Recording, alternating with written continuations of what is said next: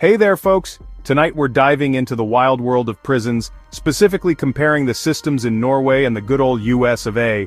You might be thinking, John, prisons? On a Friday night? But trust me, this is some seriously eye-opening stuff. Picture this: a Norwegian prison. Inmates have their own rooms, complete with TVs and furniture. They cook, they learn, they even jam out in music studios. Now imagine a US prison. Overcrowded cells, constant threat of violence, and limited access to education or rehabilitation programs.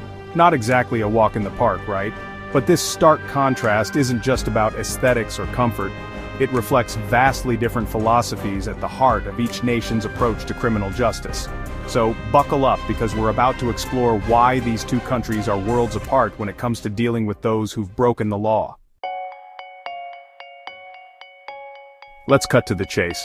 Norway believes in rehabilitation. Their goal is to help inmates become productive members of society after they've served their time.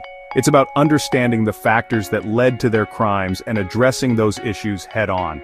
The US system, on the other hand, leans heavily on punishment. The focus is on retribution, making offenders pay for their crimes through confinement and strict rules. This difference in philosophy is like night and day, influencing everything from prison conditions to the programs offered to inmates. And guess what? This difference in approach has a huge impact on the lives of those living and working within these systems. In Norway, a typical day for an inmate might involve attending classes, learning a trade, or even working a job. They have access to healthcare, counseling, and support systems designed to help them reintegrate into society. Contrast that with the US, where inmates often struggle with overcrowding, violence, and limited opportunities for personal growth. The focus is on security and control, with less emphasis on rehabilitation and reintegration. It's a stark reminder that the prison experience can vary drastically depending on where you are in the world. Now, for the million-dollar question, what happens when inmates are released? Well, Norway boasts one of the lowest recidivism rates in the world, hovering around 20%. This means that only about 20 out of every 100 released prisoners end up back behind bars. That's pretty darn impressive.